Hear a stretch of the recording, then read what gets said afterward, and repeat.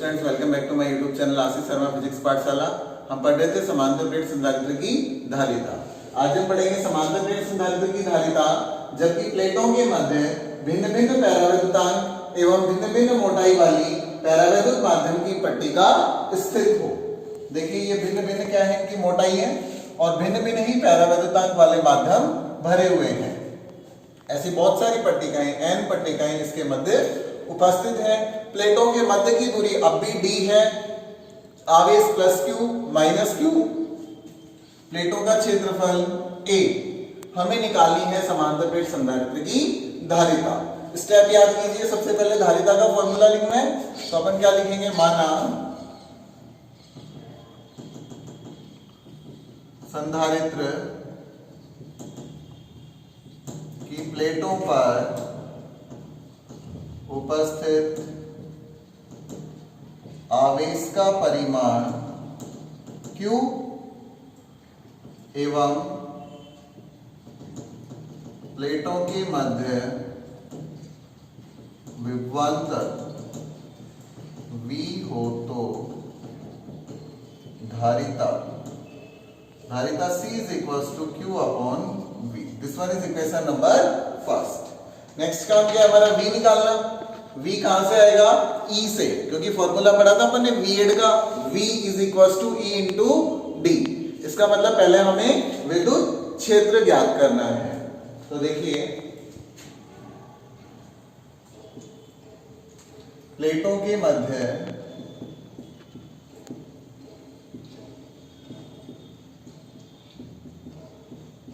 निर्वात में विद्युत क्षेत्र, प्लेटों के मध्य निर्वात में विद्युत क्षेत्र कितना है, E naught sigma upon epsilon naught. याद कीजिए बस थोड़ा सा अंतर है, जैसे इससे पिछला जो अपने डेरिवेशन किया था उसमें एक पट्टिका स्थित थी ऐसी, अब बहुत सारी पट्टिकाएं हैं। तो प्लेटों के मध्य निर्वात में विद्युत क्षेत्र, ये बीच में निर्वात है, ये जो जगह है ये खाली है ना, तो यहां विद्युत क्षेत्र कितना होगा, सिग्मा अपॉन एप्सिलॉन नोट। एवं माध्यम में विद्युत क्षेत्र, माध्यम में विद्युत क्षेत्र EM sigma upon epsilon not into epsilon R। ये हमने किसी भी माध्यम के लिए किया है। हमें अगर पहले माध्यम के लिए निकालना है तो यहां एप्सिलॉन R की जगह क्या लिख देंगे, एप्सिलॉन R 1, दूसरे के लिए 2, तीसरे के लिए 3, ऐसे लिखते चले जाएंगे। आते हैं संधारित्र की प्लेटों के मध्य विभवांतर V निम्न अनुसार होगा। कैसे होगा, कल भी बताया था, बहुत ही सिंपल है। V इज इक्वल टू निर्वात में विद्युत क्षेत्र देखिए कितना है, सिग्मा अपॉन एप्सिलॉन नोट, तो सिग्मा अपॉन एप्सिलॉन। अब निर्वात कितनी दूरी में है, इस D में से टोटल डिस्टेंस कितनी है, D। इस D में से इन सभी प्लेटों की मोटाई अगर मैं घटा दूं तो बचा हुआ क्षेत्र क्या बच गया, निर्वात। अब चित्र को समझिए ध्यान से, प्लेटों के मध्य की दूरी है D, प्लेटों के मध्य निर्वात था, इसमें हमने अलग अलग मोटाई एवं अलग अलग पैरावैद्युतांक वाले माध्यम की कुछ पट्टियां रख दी। अब निर्वात कहां बचा, D में से इनको अगर मैं घटा दूंगा तो बाकी जो बची हुई जगह है वो निर्वात ही है। तो इसको मैं गुणा करूंगा D minus T1 plus T2 plus T3 और ऐसी मान लीजिए n पट्टियां रखी हैं तो Tn। क्लियर, ये तो आ गया निर्वात के लिए। अब प्रत्येक माध्यम के लिए निकाल लेंगे तो प्लस, पहले माध्यम की बात कीजिए, sigma upon epsilon naught epsilon R 1, हमने यहां किससे गुणा कर दिया, एप्सिलॉन R 1 से, और इसकी मोटाई कितनी है, T1, तो गुणा T1। So simple. ऐसे ही sigma upon epsilon naught epsilon R2 T2 ऐसे ही sigma upon epsilon naught epsilon r3 t3 and plus dot dot dot dot plus sigma upon epsilon naught epsilon rn और t। ये लो हमने सबके लिए निकाल लिया। अब कॉमन देख लीजिए, कॉमन क्या है, v is equals to sigma upon epsilon naught, यहां भी आ रहा है, यहां भी है, यहां भी है, यहां भी है, यहां भी है। इसके प्रत्येक पद में सिग्मा अपॉन एप्सिलॉन नॉट है, तो सिग्मा अपॉन एप्सिलॉन नॉट ले लिया मैंने बाहर। देखिए बच क्या गया, यहां आ गया d minus t1 plus t2 plus t3 and dot dot dot dot tn plus यहां से बाहर आ गया, ऊपर t1 नीचे एप्सिलॉन r1, यहां t2 अपॉन एप्सिलॉन r2, ये बाहर चला गया, बच क्या गया t3 एप्सिलॉन r3, ये बाहर चला गया, क्या बच गया tn upon epsilon r। Clear यहां तक। अब सिग्मा की वैल्यू कितनी होती है,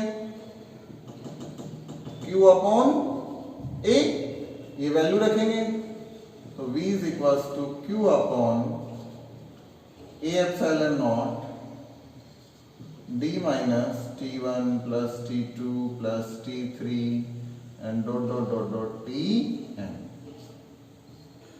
and plus t1 upon epsilon r1 t2 upon epsilon r2 t3 upon epsilon r3 dot dot dot dot tn upon epsilon.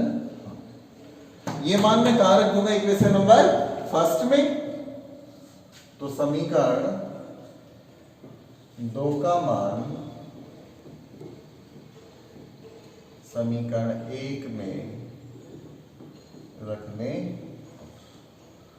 c is equals to, ऊपर तो आ गया q, नीचे q upon a epsilon not and d minus t1 plus t2 plus t3 dot dot dot dot tn plus t1 upon epsilon r1 t2 upon epsilon r2 t3 upon epsilon r3 and dot dot dot dot tn upon epsilon r।